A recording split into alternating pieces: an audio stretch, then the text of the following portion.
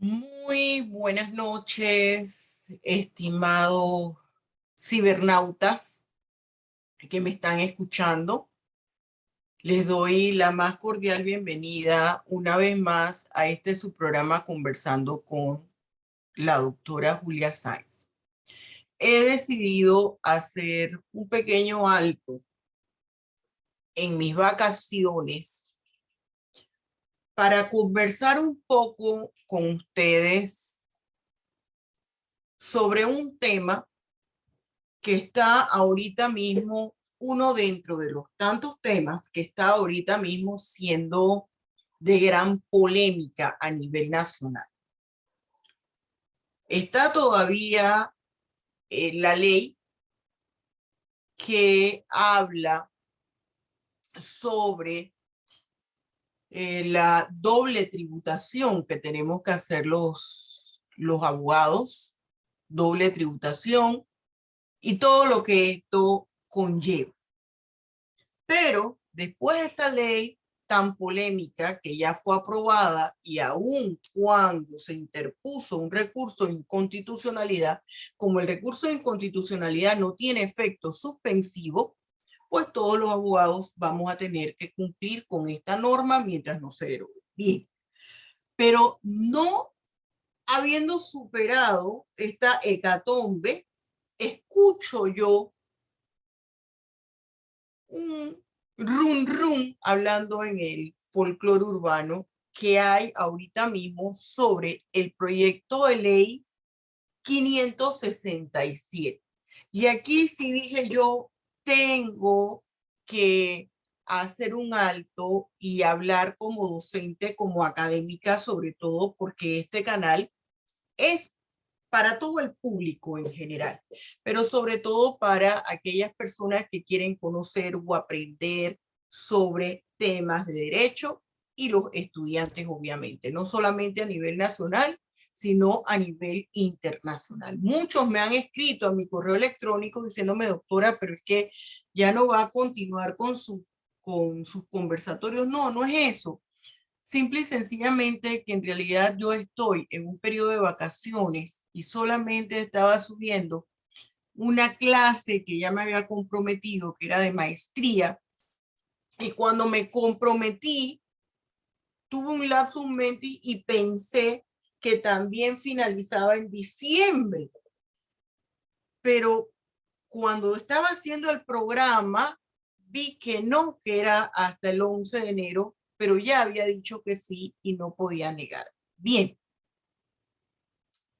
dicho esto, yo quiero hacerles un comentario, unas reflexiones sobre el proyecto de ley 567 que me hizo favor de pasármelo una gran amiga, quien quiero muchísimo, porque no lo encontraba en, en internet.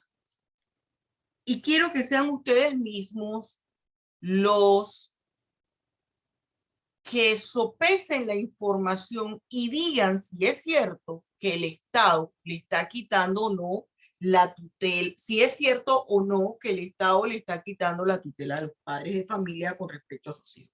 Yo en lo personal pienso que nada acerca de ese tema se toca en el proyecto de ley 567, que no es cierto que se le está quitando la tutela a los padres con respecto a sus hijos. Nosotros, antes de vertir una opinión, creo que debemos remitirnos al mismo documento o a la fuente. ¿Cuál es la fuente con respecto a este tema de si el Estado le está quitando o no la tutela a sus hijos con este proyecto de ley? Es irse al mismo proyecto de ley. Fíjense, yo lo tengo aquí en pantalla. Fíjense que tengo la pantalla de mi computador que usted me está haciendo el favor de ver, dividido en dos partes.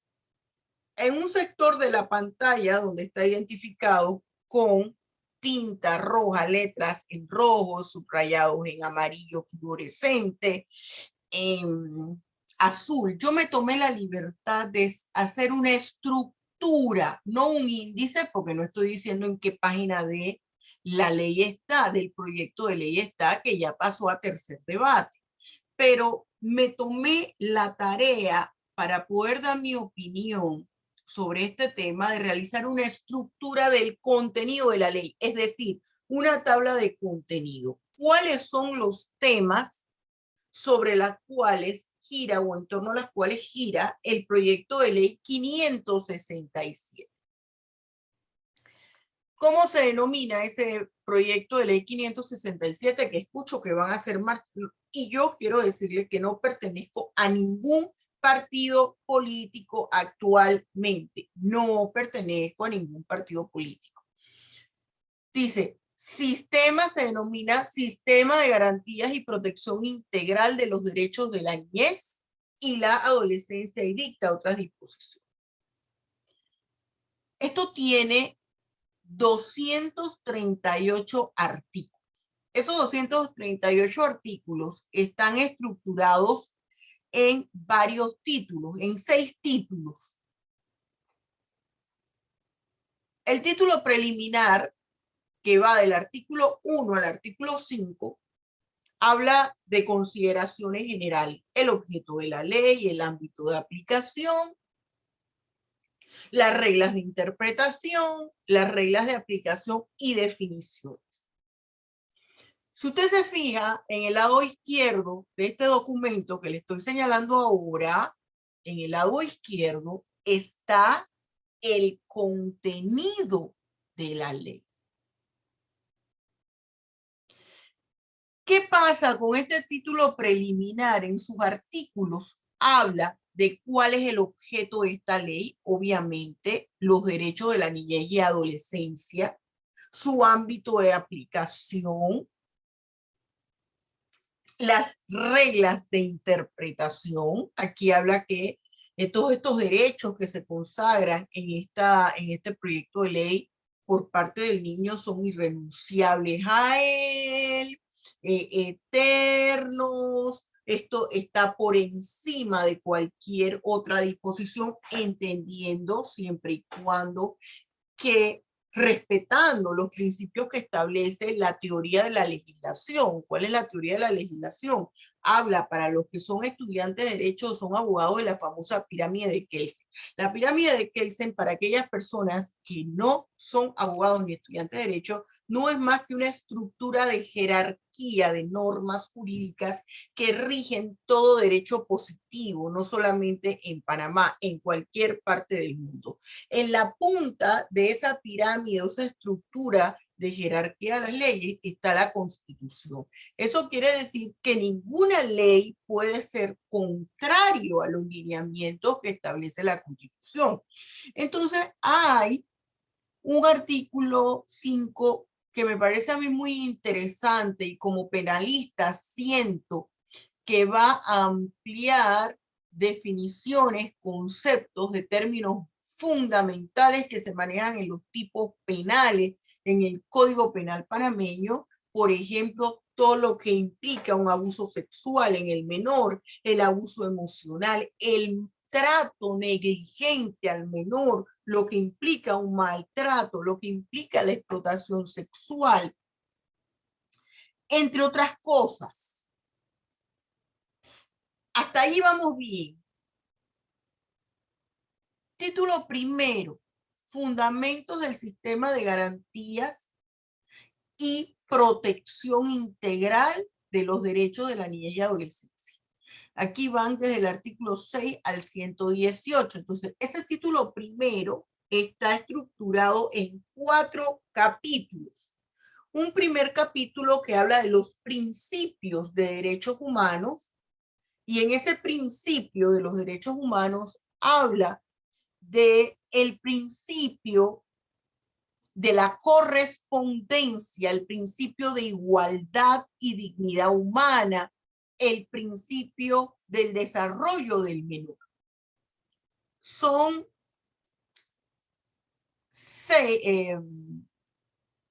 son alrededor de 15 principios, alrededor de 15 principios. Ese principio de la corresponsabilidad, correspondencia o corresponsabilidad, que creo que por allí puede ser que algunas personas estén diciendo que el Estado puede tomar la tutela o quitarle la tutela al padre de familia, al padre del menor. En realidad lo que me está señalando que para garantizar los derechos del menor se requiere un trabajo conjunto, un trabajo en equipo. ¿Quién es el primero que tiene que trabajar por garantizar los derechos del menor? Los padres, que constituyen la familia. Esa familia en sentido estricto, papá, mamá, el Estado y la sociedad. Pero lejos de considerar que a través de este principio de la corresponsabilidad, el Estado le puede quitar al padre de familia la tutela con respecto al menor, quiero decirles que ese principio lo que hace es obligar al Estado a incorporar en su política criminal estrategias que permitan fortalecer el interés superior del menor a través de la labor de los padres. Porque si bien es cierto, a los padres es a quien les compete proteger el interés superior del menor, que no es más que su derecho a la vida, a la salud, a la educación, a la alimentación, a la recreación, entre otras cosas. El padre de familia no va a poder hacer mucho si el propio Estado no señala programas que le permitan, por ejemplo, obtener empleos, programas que le permitan acercarse a instituciones crediticias a solicitar préstamos que vayan acorde a su situación económica para con esto lograr conseguir viviendas dignas para sus hijos, para ellos y sus hijos. Y con esto garantizar el interés superior del menor. Que si bien es cierto, es una obligación del padre de familia, pero ¿qué pasa si el Estado no tiene diferentes políticas de empleo, distintas estrategias de acción a nivel gubernamental, a nivel de trabajo mancomunado con la empresa privada? Por eso es que señalan esa protección del interés superior del menor es proporcional entre los padres de familia, entre el Estado y la sociedad, porque la sociedad representa ese sector privado que tiene que trabajar en conjunto con el Estado. ¿En qué? Por ejemplo, en también crear plazas de trabajo, porque todo no se le puede recargar al Estado. Entonces, esto, para que sea viable, debe formar parte de una política criminal de Estado. Y esa política criminal de Estado no solamente debe estar en papel, bajo algunos principios que dictaminen lineamientos de acción, debe ser toda una estructura, tanto física como gubernamental, que ejecute, diseñe y ejecute planes de acción. Entonces, nosotros tenemos que aprender cuando vamos, y aquí me dirijo exclusivamente a los estudiantes de derecho, cuando usted va a emitir un concepto de algo o va a analizar un texto legal, tiene primero que irse al marco conceptual de los términos que involucra ese texto legal que usted está analizando. Y para aquellos que me hacen favor de verme en los diferentes países, porque todas las normas, este tipo de normas se replica en los países a nivel mundial, porque esto responde a compromisos gubernamentales, compromisos a nivel de la comunidad internacional. Todo esto se deriva de la Convención de los Derechos del Niño, le recomiendo siempre, váyase al marco conceptual de los términos que involucra la ley. Y no se quede solo con el texto legal de su país. Averigüe con respecto a ese tema en específico qué se está haciendo en el resto de los países y establezca redes de trabajo, redes de acción por medio de las distintas ONGs o asociaciones sin fines de lucro que hay en los distintos países. Eso nos ayuda a ampliar el panorama y detectar, oye, algo parecido hay en tu país, ¿cómo funcionó? Cuando nosotros estamos analizando los textos legales para emitir un concepto, no lo podemos hacer bajo ninguna perspectiva, ni religiosa, ni política, ni con ningún enfoque ideológico. Debemos atender al tenor, al espíritu de la ley. Por eso es que a veces es difícil emitir un real concepto desde algún enfoque de la ciencia, del saber científico. Y a veces en vez de ayudar, cuando tratamos de hacer los análisis bajo algún tipo de ideología extrema, hacemos más daño que bien. El título primero, esta es una ley muy buena que ojalá, claro que tiene algunos aspectos que hubiese sido interesante pulir más, pero la perfección no se logra. Eso se puede ir mejorando a base de ensayo y error a través del tiempo. Si estamos puliendo y puliendo para lograr una perfección, no tendríamos ninguna norma y eso sería peor. Este es un proyecto de ley que tiene más ventajas que desventajas. Lo que pasa es que a veces está muy bueno el contenido de la ley, pero el Estado no lo pone en práctica, porque sale al calor de una emoción que se diluye en el tiempo. Tenemos entonces allí el capítulo primero me habla de los principios de derechos humanos.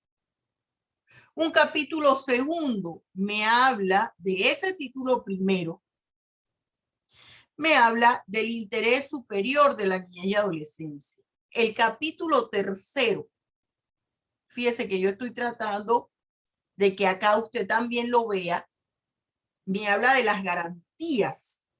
Esas garantías que involucra cómo yo protejo legalmente ese derecho, ese interés superior del menor.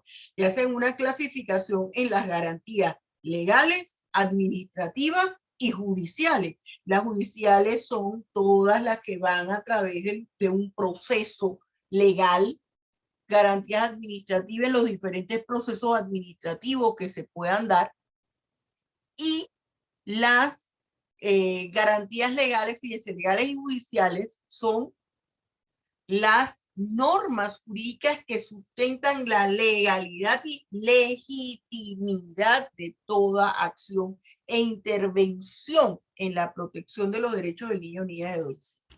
Porque aquí tenemos que tener una cosa, un punto pendiente, o más que pendiente, claro. El Estado no puede quedarse con brazos cruzados ante situaciones de los niños. No todos los niños, no toda la niñez y la adolescencia, no todos esos niños, no todas esas personas menores de edad vienen o se encuentran en un hogar estructurado, donde está papá y mamá juntos con el menor, o aquellos hogares que aunque no estén mamá y papá juntos con el menor, cada padre y madre es responsable de lo que le toca, le corresponde en el proceso de formación de su hijo. Eso es lo menos.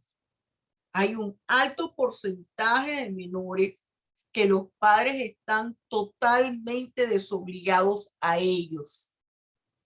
Son víctimas de abusos sexuales horribles. El Estado tiene que intervenir. Cuando usted abre los noticieros, enciende la televisión y escucha los diferentes medios de comunicación a nivel nacional y a nivel internacional, usted ve menores que han sido víctimas de sus propios progenitores, víctimas de abusos sexuales. Estaba escuchando días anteriores en los medios de comunicación internacional una niña de 4 años, 4 o 5 añitos. El papá y la mamá la mataron a golpes y eso fue en Costa Rica. Y decía la juez que le dieron un golpe tan grande a la niña en el estómago que le reventó, le partió el hígado en dos, le reventó todos los órganos, que le ocasionó un sangrado interno tan grande que la mató. Le paró el corazón inmediatamente, un infarto inmediato. Entonces el Estado ahí tiene que intervenir. ¿Qué pasó que ese Estado no intervino antes? Yo sé que esto puede ser un arma de doble filo, pero hay que tomar medidas. Aquí no se está hablando que se le quita la tutela a los padres, se hace una reestructuración de ese sistema tutelar existente a un sistema garantista en Panamá en materia de niñez y adolescencia para proteger el interés superior del menor. Ese título primero,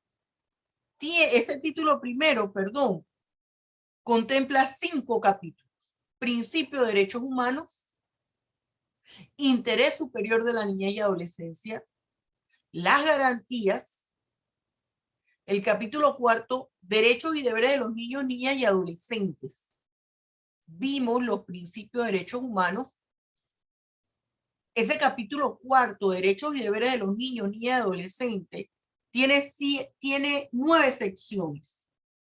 Una sección primera que habla del derecho de supervivencia, el derecho de desarrollo, la sección segunda. Otra sección, derecho de protección. Cada derecho que menciona es una sección. Derecho de participación, protección de los derechos y entornos virtuales, derecho a la protección de las personas menores de edad con discapacidad, derecho de las personas adolescentes en el trabajo. ¿Por qué un menor tiene que trabajar? Pero es una realidad que tenemos y hay que regularlo. El Estado tiene que vigilar, porque la niñez garantiza la población del Estado, porque un Estado sin población, eso es un elemento fundamental para la existencia del Estado. Protección de los derechos de los medios de comunicación, los deberes. Aquí hay un derecho de desarrollo que menciona esta sección 2 en el capítulo 4, que esto va a traer un giro total, si en realidad se aplica esto, al modelo pedagógico existente en Panamá. Esto va a guiar a un nuevo paradigma donde se desarrolla el pensamiento crítico. Y el pensamiento crítico no quiere decir que el profesor le puede decir al estudiante lo que él quiera. No, al contrario. El modelo pedagógico actual sí es una llave que le abre la puerta a la manipulación del estudiante. A que la palabra que dice el docente es esa y punto. Y si ese menor no tiene una mamá o un papá que le pueda dar seguimiento en casa, porque la realidad de la familia en Panamá, en Estados Unidos, en Inglaterra, en Australia, en cualquier parte del mundo, es que papá y mamá tienen que salir a la calle a trabajar ambos para contribuir en equipo al presupuesto familiar, porque uno solo no puede, salvo excepciones. Entonces, cuando ese papá o esa mamá llegan de trabajar, viene rápido y revisa tareas, toma lección, a veces lo hace los fines de semana bien, ¿qué tienes de tarea? Examen de religión, matemática, español, qué sé yo, estudiaste para ver, ven para preguntarte. Ah, no, que hay que comprar cartulina, una Canva, una mampara, porque todavía estamos con estas cosas que no están utilizando las TIC. Bendito sea Dios. No debo decir bendito sea Dios porque esta epidemia, esta pandemia ha convulsionado el mundo, a todos nos ha confinado en casa, pero hay cosas positivas de las pandemias y que ha obligado a incorporar las TICs a los procesos pedagógicos de enseñanza y aprendizaje. Pero todavía traiga la mampara, traiga una figurita así chiquitita cuando el estudiante puede dibujar, cuando puede analizar las plantillas de PowerPoint, que ahora se les llama de una forma horrorosa la PPT, arregle las PPT, el PowerPoint, las plantillas de PowerPoint. Entonces, llegue ese papá o esa mamá a comprar rápido, a revisar rápido, a dar solo un checklist, a dar solo un checklist de las cosas que le han pedido al niño. Entonces, ese profesor le da el enfoque solo desde su perspectiva. Eso es lo que existe actualmente en el modelo pedagógico. Pero cambiando el paradigma del modelo pedagógico y fortaleciendo el real pensamiento crítico, se le permite que el niño pueda crearse una imagen, un concepto de las cosas, emitirlo. Lo que él trae de su casa y proyectarlo, porque no está de acuerdo. Ese derecho de desarrollo que tiene que ver con la personalidad del individuo, con desarrollarle su pensamiento crítico, que le permitan a su vez, y valga la redundancia, desarrollar reales habilidades y destreza que lo lleven al mundo laboral tan competitivo como está. Derecho de la persona adolescente en el trabajo, protección de los derechos de los medios de comunicación, los deberes. Un capítulo 5 que habla de protección especial. El título 2, sistema de garantías y protección integral de los derechos de niñez y adolescencia, que están, el tiempo es tirano y si hacemos estos videos muy largos, la gente solo escucha los 2 primeros minutos, entonces trato de ir lo más rápido que puedo.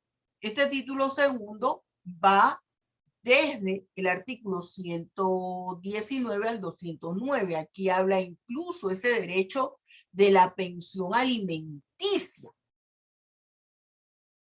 Y habla que sea un proceso ágil y gratuito, entre otras cosas. Este título 2 tiene disposiciones generales, un capítulo 2 que habla de los principios estructurales del sistema de garantía y protección integral de la niñez y adolescencia, un capítulo 3 de la organización y funcionamiento del sistema de garantías y protección integral. Vamos a tratar aquí de irnos rápidamente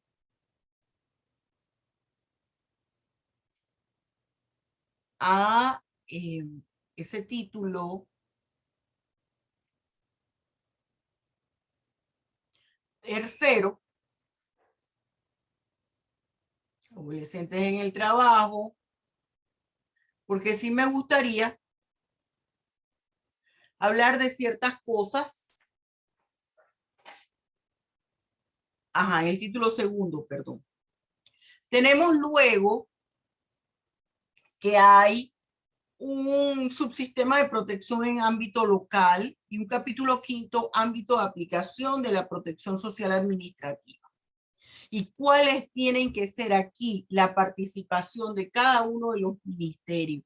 Ministerio de Desarrollo Social, de Salud, de Educación, de Trabajo y Desarrollo Laboral, de Relaciones Exteriores, de Seguridad Pública, donde hay un servicio de policía de niñas y adolescencia, Servicio Nacional de Migración, el Tribunal Electoral, subsistemas de protección especializadas, medidas de protección administrativa, procedimiento administrativo de protección.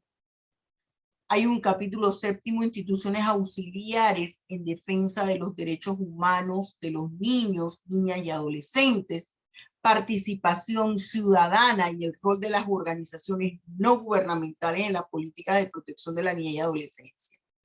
Hay un título tercero que me habla de sanciones, un título cuarto de financiamiento, rendición de cuenta, evaluación y monitoreo del sistema de protección integral, que va de los artículos 224 al 228. Tiene dos capítulos, funcionamiento del sistema de protección integral y rendición de cuentas, evaluación y monitoreo del sistema de protección integral. Un título quinto de disposiciones adicionales y un título sexto de disposiciones finales.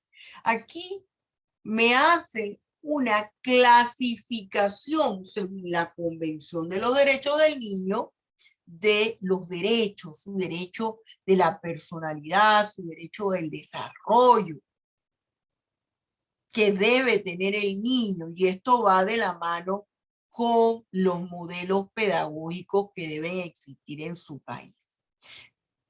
Aquí hay un punto que pienso yo que puede ser la punta del iceberg para que se esté hablando de este proyecto y que está en el artículo 47 y me habla de la garantía de no afectación del proceso de enseñanza-aprendizaje.